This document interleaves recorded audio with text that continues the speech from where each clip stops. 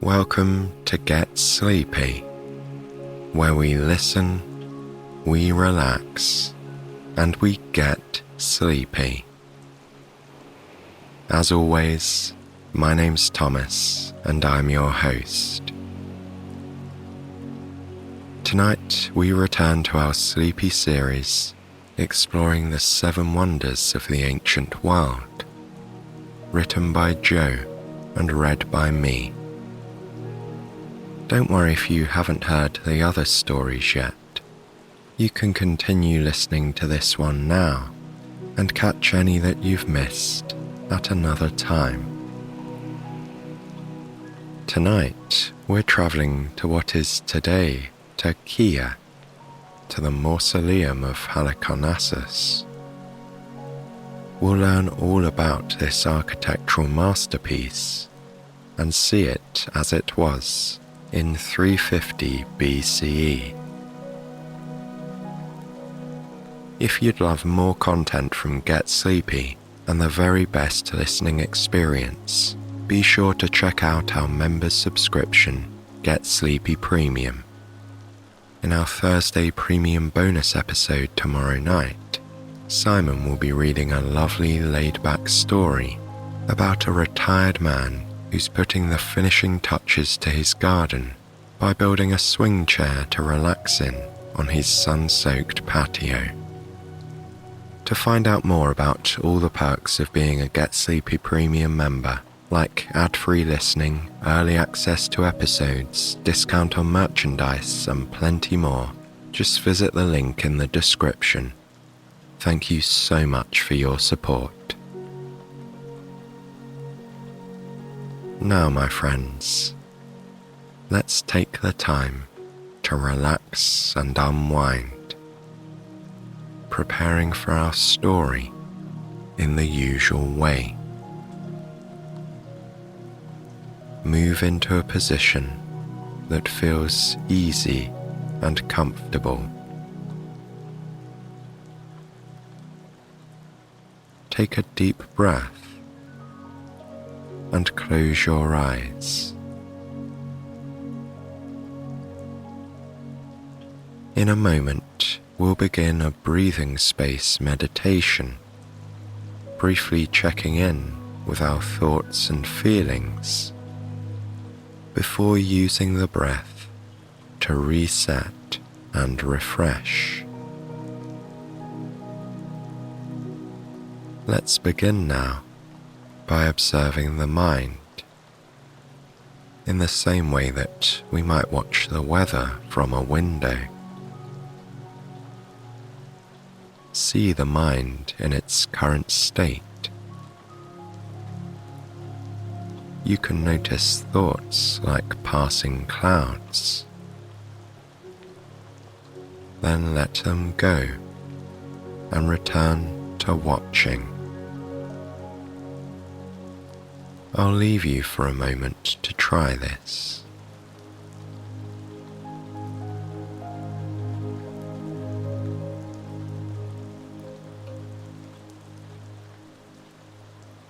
Now, shift your attention into the body and repeat this practice, but with feelings and sensations. Simply notice what arises in your body.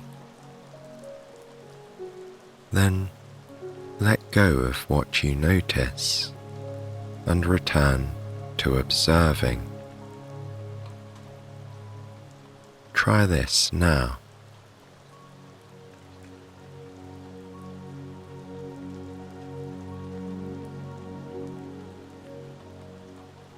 And lastly, bring your attention to the breath, wherever you feel it most strongly in the body. Inhale through the nose and exhale through the mouth, keeping your breathing deep and gentle.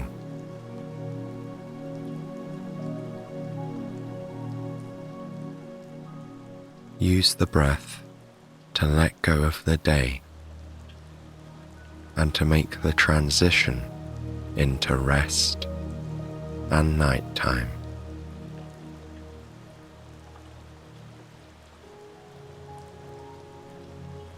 Now, allow the breath to fade into the background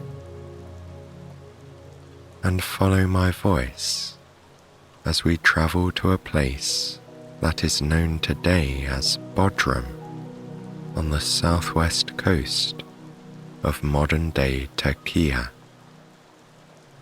This is where our story begins.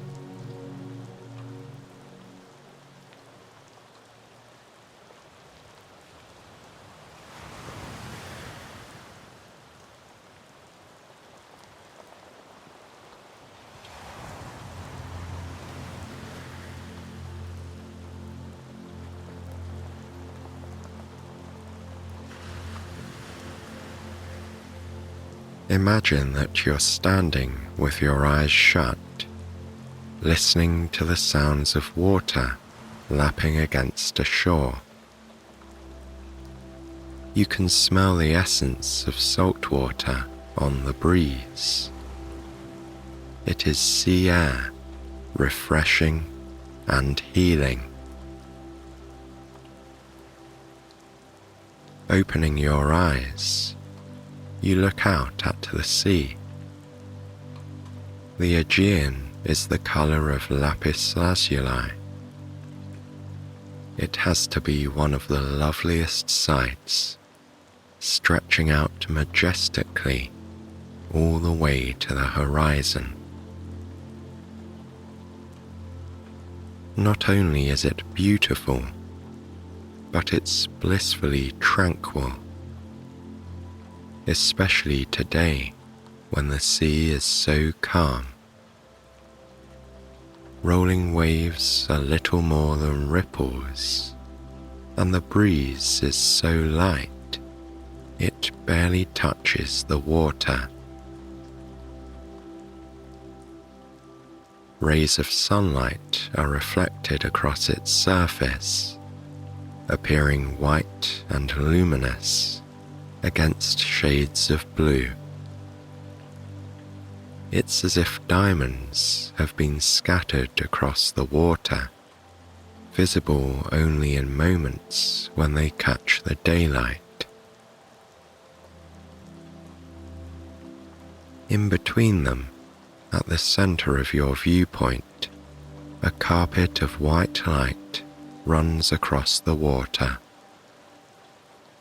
It highlights the mist that rises above its surface, creating an effect that seems otherworldly. The morning sun is directly above, a ball of white light behind a thin cloak of clouds.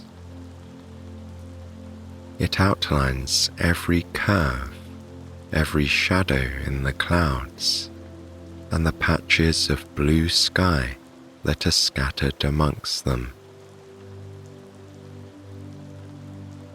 It's the kind of scene that you might see in a painting, the clouds textured as if they were formed in oil. Though the colours are soft, muted and pastel, closer to what you'd see in a watercolour landscape. You'd think it impossible to find a prettier view if it weren't for the one directly behind you. Turning around, you gaze up a tall, grassy hill to the silhouette of what looks like an ancient Greek temple. Though you can't see it fully, you know what it is. It's the Mausoleum of Halicarnassus. You've travelled back in time over 2,500 years to when this ancient wonder has only recently been completed. It's 350 BCE in the region of Anatolia, which will later become Turkey. Anatolia is part of the massive Persian Empire, which stretches from southeastern Europe to modern-day Afghanistan. Halicarnassus is at the empire's western end, in the kingdom of Caria on the Aegean coastline. Caria is ruled by a satrap or governor who is answerable to the Persians but allowed substantial autonomy. Until 353 BCE, just a few years ago, the region was ruled by King Mausoleus. You might recognize his name as the root of Mausoleum, a title given only to the most magnificent of tombs. Mausoleus was much more than a governor for the Persians. He was a powerful king in his own right. He kept the Persians happy with an annual tribute, whilst his armies conquered Caria's neighbours and continuously expanded his kingdom. Ruling for a total of 24 years, the king earned a reputation as an ambitious builder. He had newly founded cities built from scratch, laid out in the style of ancient Greek cities. Mausoleus was a fan of ancient Greek culture, from the language and customs to the style of architecture. Nowhere was this more obvious than in the city of Halicarnassus, which he named his capital early in his reign. Alongside his wife, Queen Artemisia II, the king spent huge amounts of tax money on the Greek metropolis. The city was rebuilt on a new grid pattern, and the streets were lined with gorgeous buildings. A grand royal palace was erected on an outcrop overlooking the waves of the Aegean Sea. It was a stone's throw from the Temple of Apollo, the Greek god of healing amongst his many titles. Other temples were peppered about the capital, where visitors could go to worship the gods. There was also an agora for public meetings, and a Greek-style amphitheatre where audiences were entertained. And of course, there was also the Grand Mausoleum, the crown jewel of Halicarnassus. You can see it now, above you on the hill. It looks every bit like a grand Greek temple, overlooking the city on one side and the sea on the other. Seen as it is in 350 BCE, it will remain here and intact for 16 centuries. The second longest survivor of all 7 ancient wonders, only the Pyramid of Giza will last any longer. This is particularly impressive, considering what the city will endure, being sacked by pirates on multiple occasions. Less than 2 decades from our visit, Alexander the Great himself will take the city by storm when fighting the Persians. Halicarnassus will be consumed by flames when the Persians set fires as they evacuate the capital. And yet, the mausoleum will remain untouched, one of the few buildings still standing once the smoke has cleared. Even when the building does eventually topple after a series of earthquakes in the 1400s, the base of the mausoleum will remain standing, while the rest of the capital is all but flattened.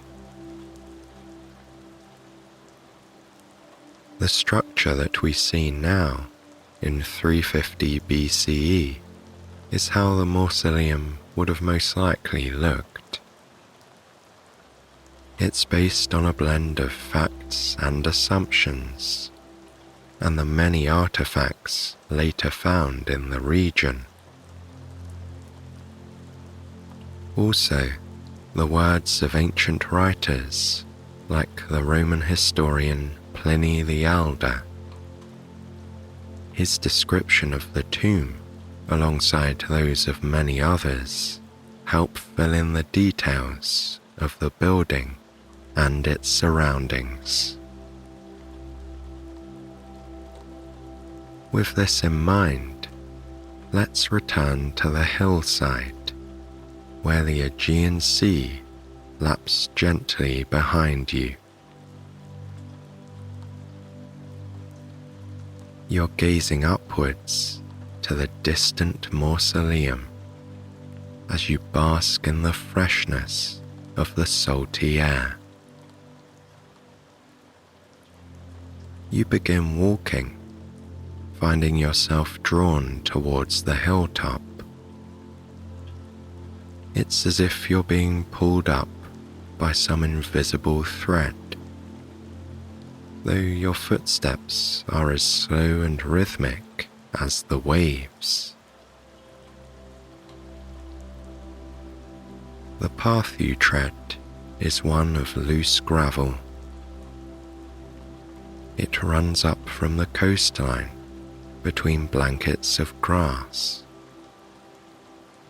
Your feet are dressed in elegant leather sandals. They are snug and comfortable, a perfect fit. Above them, you wear a toga-like tunic, similar to those made fashionable by the ancient Greeks.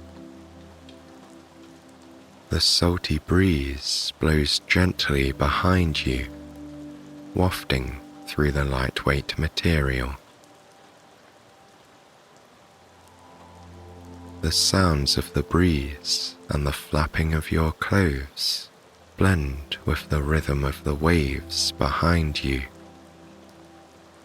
This is further punctuated by the crunching of gravel underfoot as you wander leisurely up the hill. Occasionally, you pass by buildings on the grass, their walls topped with roofs of terracotta tiles. Fields of corn sway gently between them, bordered in places by trees and bushes. Cornstalks rustle and crunch in the breeze, alongside the leaves on the branches of trees. Songbirds chirp from their nests in the branches, adding more layers to the natural soundtrack. These sounds wash over you as you wander slowly, as do the sights that surround you on the path. The landscape seems blurred, beautiful but dreamy, and your attention keeps returning to the structure above. The building is more visible with each passing moment, with each and every step upwards along the path. Soon, it is revealed to be gleaming white marble and far larger than it looked from below. More of the landscape is exposed where the path curves around near the top of the hill. You pause for a moment before you continue, glancing over your shoulder. The view from above is simply marvelous.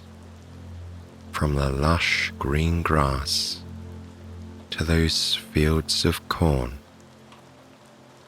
the sea looks enormous, and the colours are so vivid, though you can still smell the salt, as if you're standing beside the shore.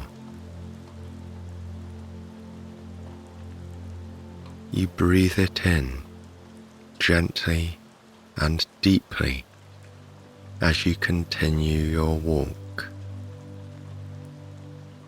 The path takes you to the other side of the hilltop, where the view looks out across the capital. You see figures clad in outfits like your own, wandering through a city latticed with pathways. Streets are flanked with villas and temples. Terracotta roof tiles appear tiny from above. Halicarnassus is a coastal metropolis that might easily be mistaken for a city in ancient Greece. Buildings have the flair of Greek architecture. Many are held up on sleek marble pillars. The larger villas have gaps in the roofline, where open-air courtyards display fountains and statues.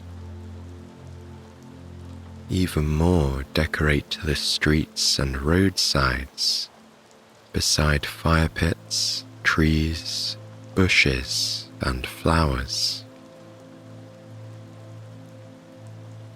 A massive stone amphitheatre shines white like a beacon on pea-green grass to the left of your view. It's the last thing you see before turning on the pathway, where you walk the steps of a wide stone stairway. The steps lead up to the mausoleum's entrance, an enclosed ivory passage. You pass large marble statues on your left and right, the figures of soldiers riding on horseback. The stone sparkles where it catches the sunlight. It gives the sculptures an otherworldly glow. Looking up to the sky, you see the clouds have dispersed. The golden sun has come out of hiding. The breeze is cooler at the top of the hill, and you're grateful for the feeling of sun on your skin. The warmth is comforting as you pass by the statues. walking through the entrance to a walled-in courtyard. The floor here is made of stone. It's as large in scale as a town square or plaza. Every inch of the courtyard is bathed in sunlight, from the patterned mosaics to the walls that surround them. The mausoleum is positioned at the center of the courtyard, though it doesn't look anything like a tomb. It's far closer in appearance to a classical Greek temple, a building one might find on the Acropolis in Athens. At 50 meters tall, it towers high above you on a massive podium of polished white stone. The surface is lined with decorative strips where various figures have been sculpted across the surface. On top of the podium, there's a smaller inner chamber, something that the Greeks referred to as a cellar. This carries the weight of an enormous roof, which counts for a third of the building's height. Onlookers might assume that the roof is held up by the massive pillars that surround the cellar. There are 36 in total, placed evenly along the podium, with just as many statues positioned between them. From where you are, at the entrance of the courtyard, you can make out sculptures of toga-clad figures. Their surfaces have been painted, so they appear very lifelike and add a pop of colour, contrasting with the white. These colourful figures gaze out across the patio at each of the 4 sides of the mausoleum. Though they're 10 feet tall, they are dwarfed by the pillars and the walls of the cellar that rise up behind them. The pillars stop at the base of the roof, where a sculpted frieze forms a band of decoration. Animals have been carved from the marble, left unpainted against a ruby-red background. Above it, the roof is shaped like a pyramid, with 24 steps rising up to a platform. This is topped with another painted sculpture, 2 figures on a chariot with 4 horses before them. You stand for some time at the edge of the courtyard, taking in the beauty of this grand mausoleum. You wonder if this is what the king had imagined when he began making plans for the tomb's construction. Mausolus had been inspired by what he'd seen in Lycia, a neighbouring territory that his armies had conquered. Particularly the tomb, known as the Narrated monument, built around the year 390 BCE. The monument had been designed to look like a classical Greek temple, with lined Ionic pillars and a triangular roof. Statues of sea nymphs known as Narrated, were positioned on a podium between the pillars. Archaeologists and experts in the 21st century have used evidence from both buildings to make 3D reconstructions. The parallels are obvious when looking at the models, though the mausoleum here is far larger and more elaborate. We can certainly assume that the king would have been delighted had he lived to see his resting place completed. Sadly, he passed away in 353 BCE, leaving his wife to oversee the project. Queen Artemisia had loved her husband dearly and was determined to honor him with the grandest tomb. She took the king's plans and expanded on them greatly, sparing no expense in building the mausoleum. It's said that the queen sent messengers into Greece with the task of recruiting the finest artists and sculptors. They returned to Halicarnassus with an army of craftsmen, a sizable workforce needed for such a project. Included amongst them was a sculptor named Scopas, who had supervised the rebuilding of the Temple of Artemis at Ephesus. Like the mausoleum, the temple at Ephesus would later make its name as another ancient wonder. Sadly, the queen would also pass away just a couple of years after her husband, so she too would never see it completed. The glorious structure that would house her remains.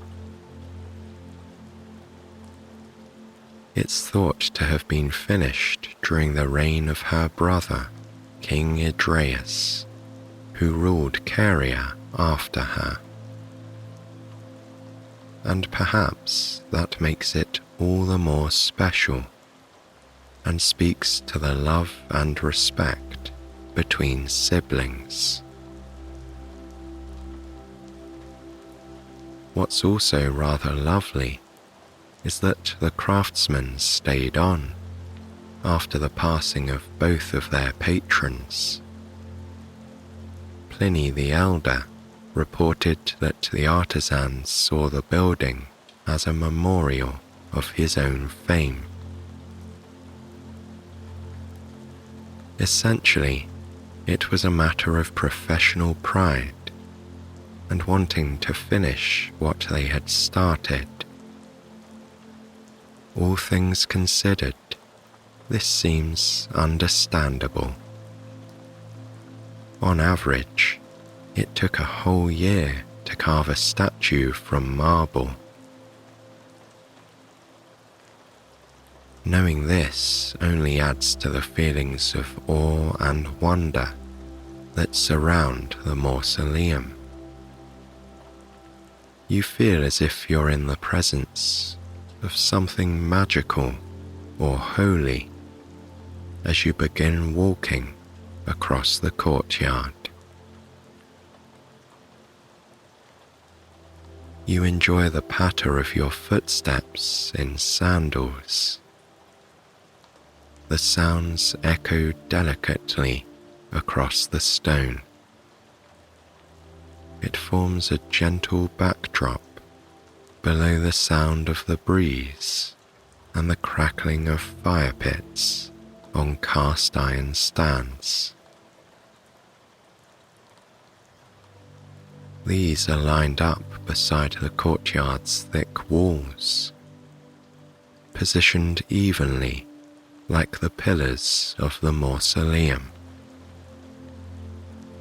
Flames dance across mounds of charcoal, sheltered from the wind by the cover of the walls. You are gazing at the flames on one particular stand when you notice another person with you in the courtyard. He is dressed in a toga of pristine white fabric. Its creases catch the sunlight as he wanders between fire pits. It's likely that his job is to keep the fires burning, as he carries an iron rod in his hand. You watch as he pokes it into the charcoal of a fire pit and reinvigorates flames that had previously been dimming. The man's demeanor is one of care and concentration. His movements are slow, seeming almost ritualistic.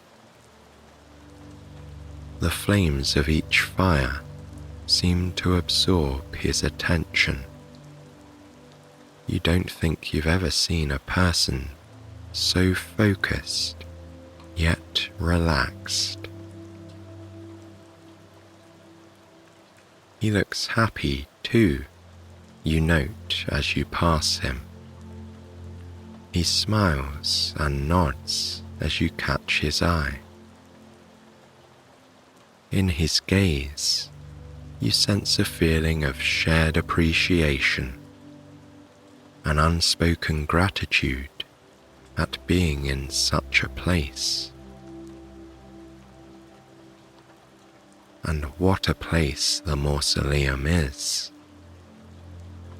The floor alone is a work of art. It must have taken years to complete the mosaics in the courtyard, to create such an array of intricate patterns.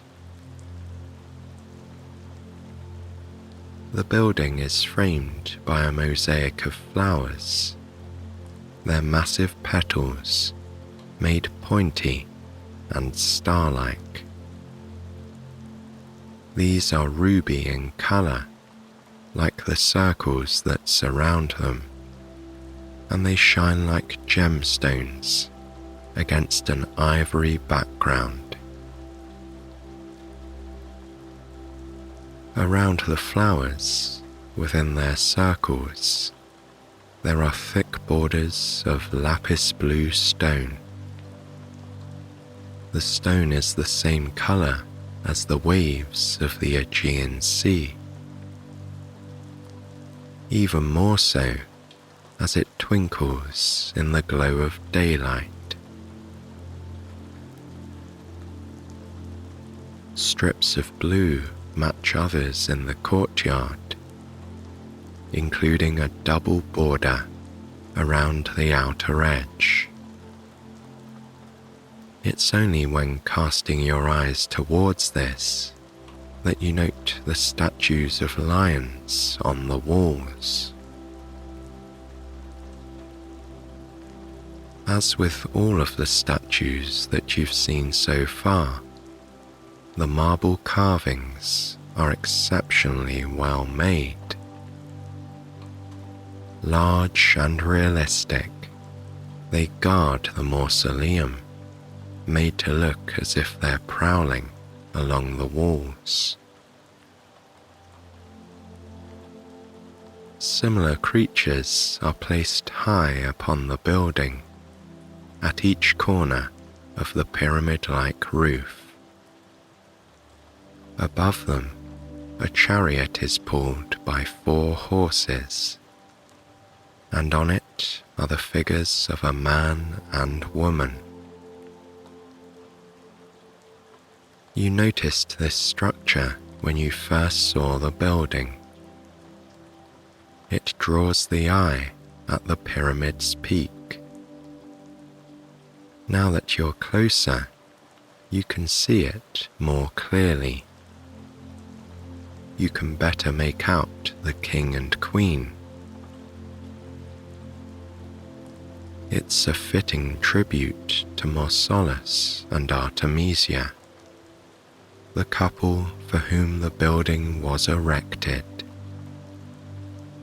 Brought to life in colour, they look regal and magnificent atop a horse-drawn gold chariot that glitters in the sun.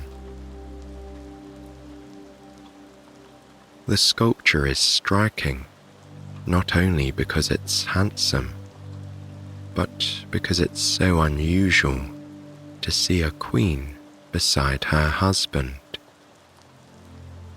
This kind of sculpture would be unheard of in ancient Greece. Wives weren't allowed into the king's chariot. They weren't given that level of power. Anywhere, that is, but the kingdom of Caria. Queens of Caria, like Artemisia II, enjoyed far greater power than their counterparts across Greece. Scanning down from the chariot, beneath the ruby-red frieze, your gaze drifts towards the white marble pillars.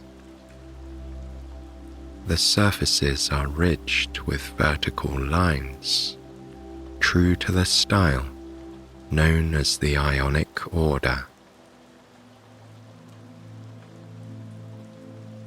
Colourful statues are striking beside the pillars, their tunics a shade of reddish-orange.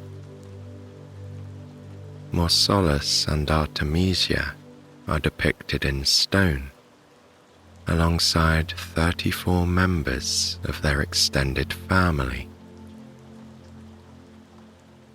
This is something else that sets the tomb apart from similar monuments and Greek temples of the time. There's very little reference to the gods and goddesses, which tended to dominate contemporary architecture. Instead of paying tribute to the deities of Mount Olympus, Artemisia chose to honor more earthly beings. The building is a love token from a grieving widow to her husband. It celebrates their marriage and their shared royal family. The family of statues stand on the podium, where a bas-relief has been carved from the stone. It tells a story from Greek mythology, one known locally as Amazonomachy. It depicts Greece's victory over the Amazons, an all-female army thought to be brutal and barbaric. The story was a celebration of all Greece stood for. It was a win for civilization and mankind's progress. Images of Greek soldiers are immortalized on marble, with weapons raised, some fighting from horseback. Some wear capes, which appear creased and wrinkled. They look as if they are flowing behind the warriors who wear them. The Amazonian women appear equally lifelike, recognizable in tunics which are gathered at the waist. Here again, the fabric appears ruffled, almost windswept, while their hair is plaited, looking neat and elegant. Also included are carvings of centaurs, whom the Greeks defeated alongside the Amazons.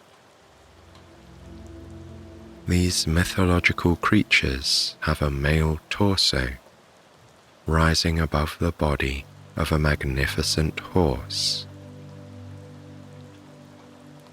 It's hard to imagine a better way to tell a story than this stunning image chiseled from the marble.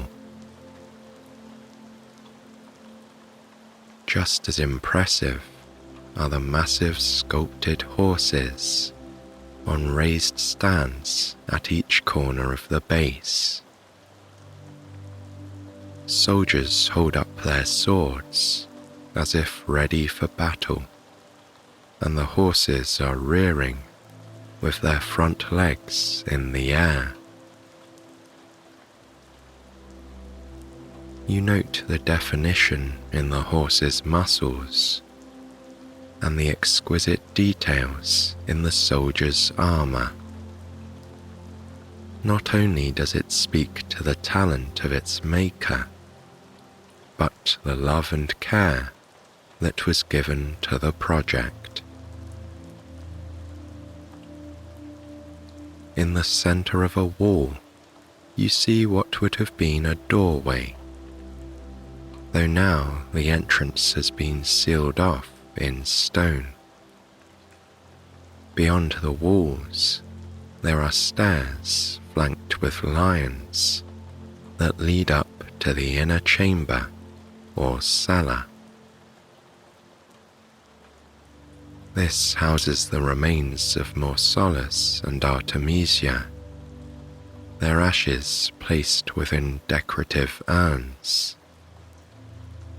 It also contains the jar of Xerxes, an object considered to be extremely valuable.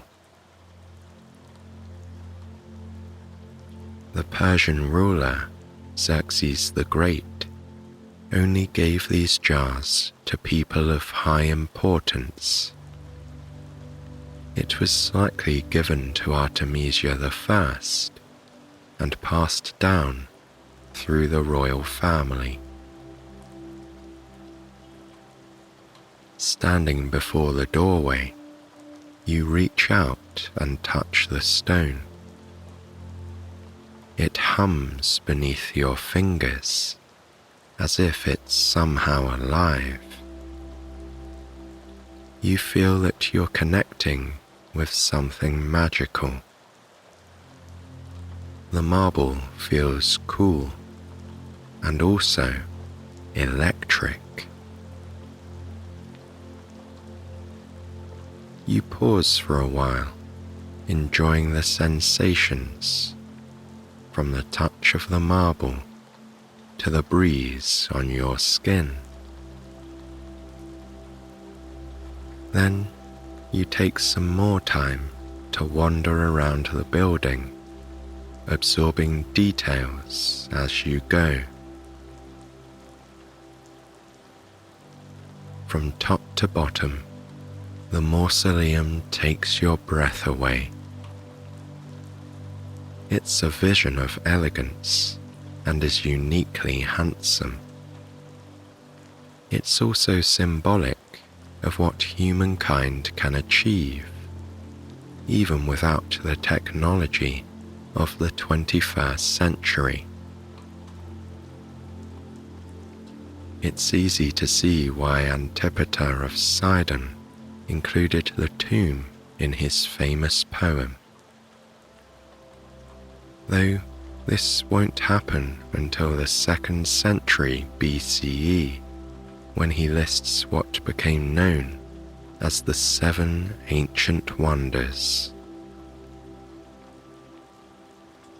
It's in part thanks to Antipater's poem that the building will later draw attention from the Romans.